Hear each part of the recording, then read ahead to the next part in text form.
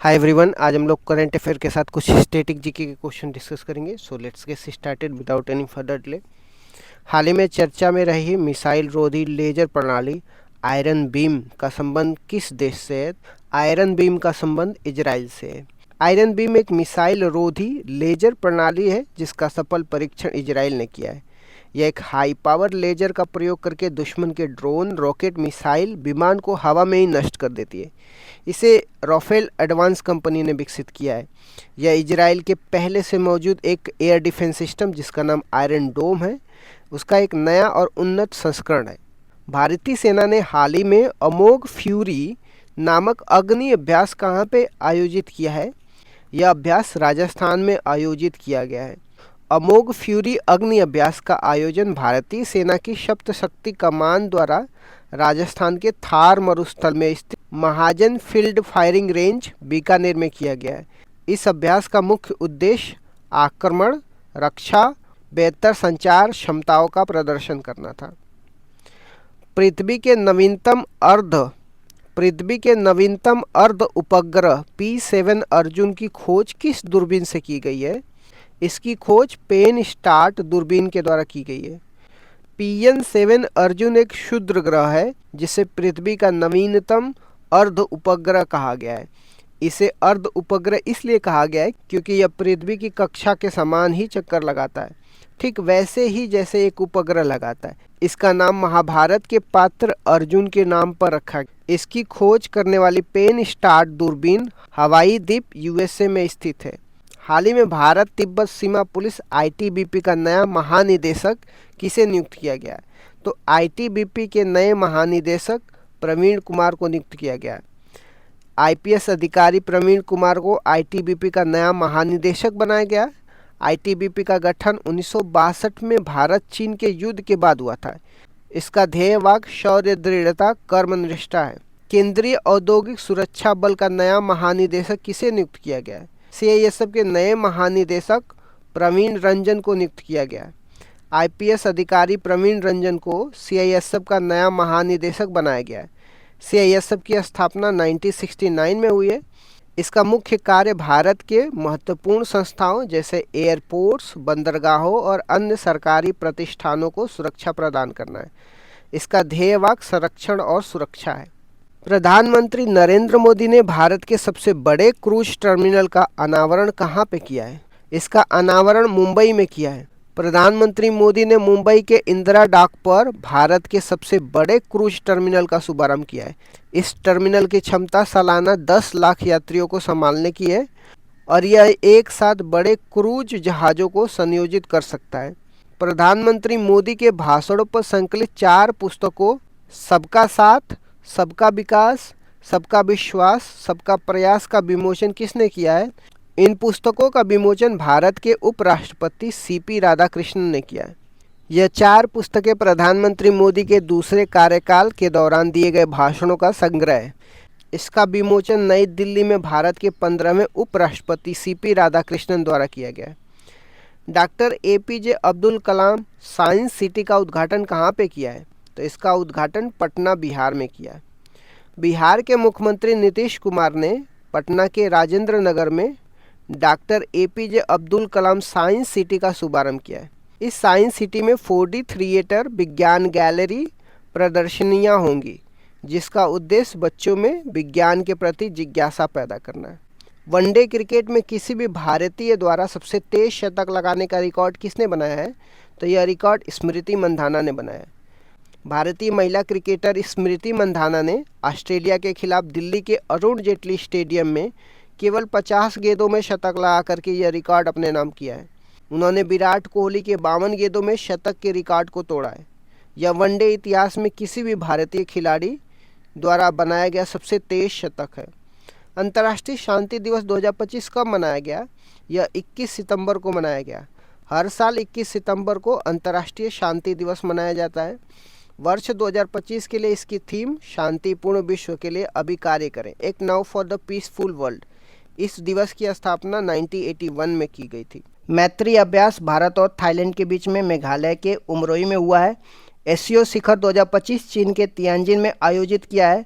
ED प्रवर्तन निदेशालय ने इंटरपोल के माध्यम से अपना पहला पर्पल नोटिस जारी किया है, जो मनी लॉन्ड्रिंग से संबंधित संपत्ति के लिए था।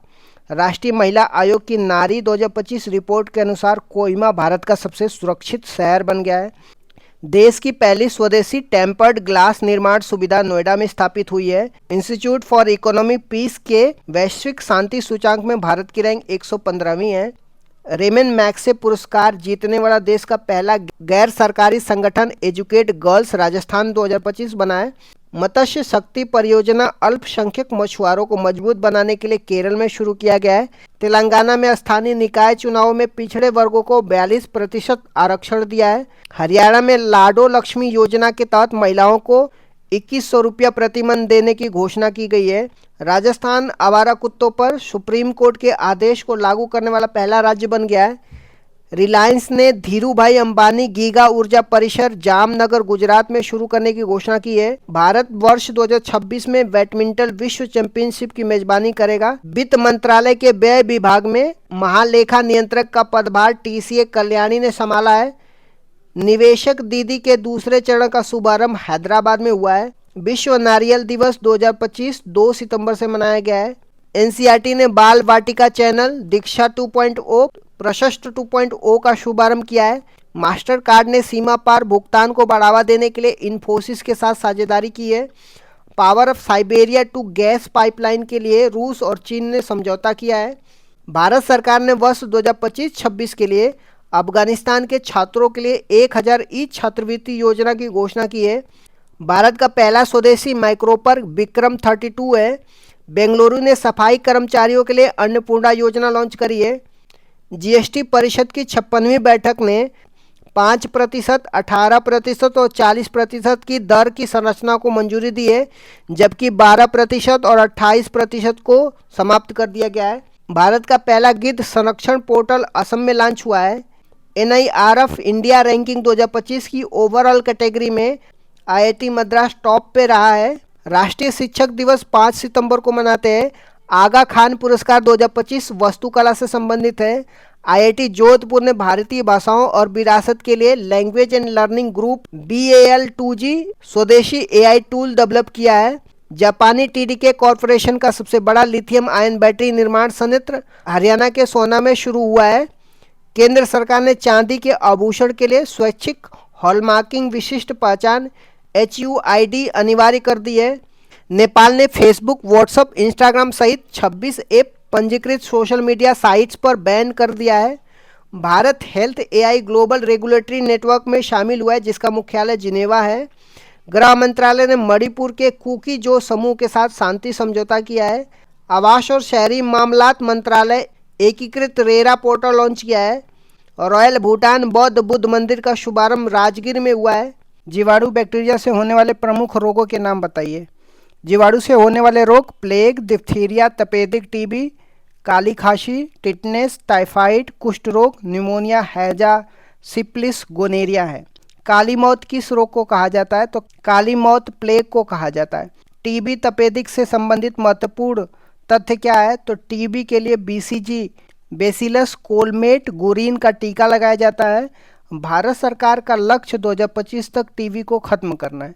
टिटनेस रोग को और किन नामों से जाना जाता है? तो टिटनेस रोग को लॉकजा, जिसको जबड़ा लॉक होना या धनुष्टाकार रोग भी कहा जाता है। टाइफाइड की जांच के लिए कौन सा टेस्ट है?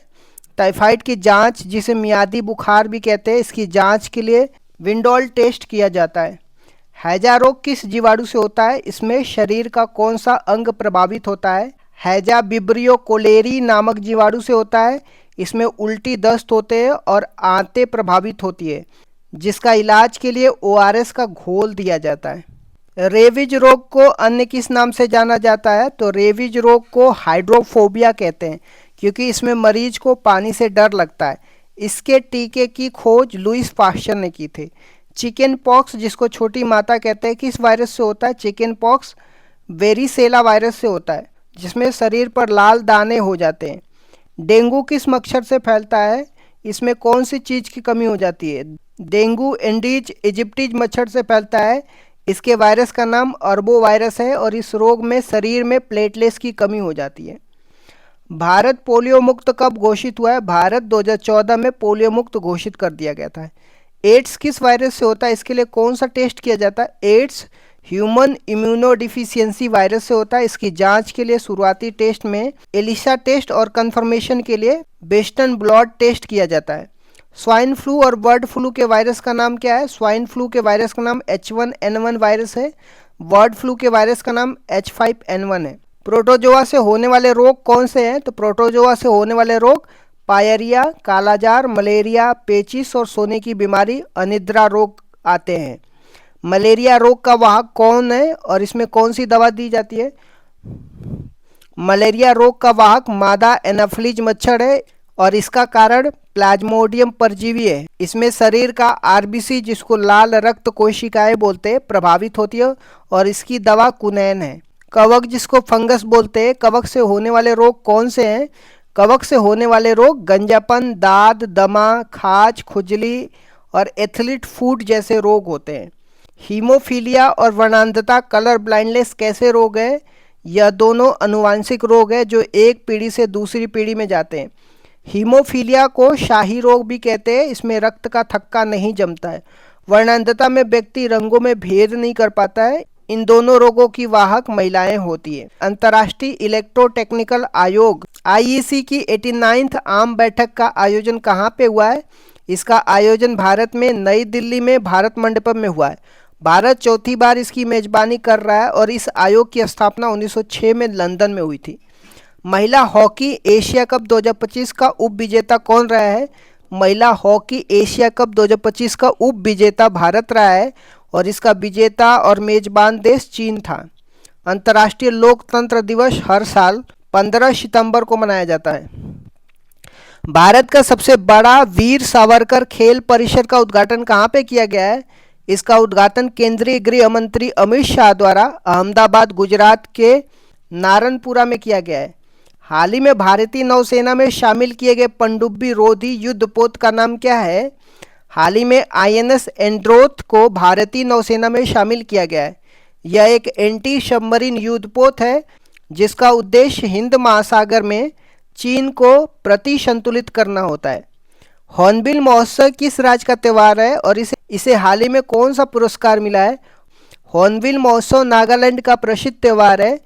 इसे सांस्कृतिक संगीत और नृत्य के लिए सिल्वर बनियान अवार्ड प्रदान किया गया है। दिमाग खाने वाले अमीबा अमीबिक मेनिंगोएन्सेफ्लाइटिस के मामले किस राज्य में सामने आए हैं? इस बीमारी के मामले केरल में सामने आए हैं। यह अमीबा मीठे पानी के स्रोतों में पाया जाता है और दिमाग को प्रभावित करता है। हाल ही में किस राज्य के पूर्व मुख्यमंत्री DD लपांग का निधन हुआ है? तो DD लपांग मेघालय के 4 बार मुख्यमंत्री रह चुके हैं जिनका 91 वर्ष की आयु में निधन हो गया है। 77वें प्राइम टाइम एमी अवार्ड 2025 का आयोजन कहाँ पे किया गया है? इसका आयोजन लॉस एंजल्स USA के पीकॉक थिएटर में हुआ है। यह पुरस्कार टेलीविज़न, नाटक और ड्रामा के क्षेत्र में दिए जाते हैं। इस तरीके से मैंने कुछ इंपॉर्टेंट करंट अफेयर डिस्कस कर दिया और साथ ही साथ स्टैटिक GK के भी क्वेश्चन डिस्कस कर दिया। Thank you so much guys, keep loving, keep supporting, bye bye, see you.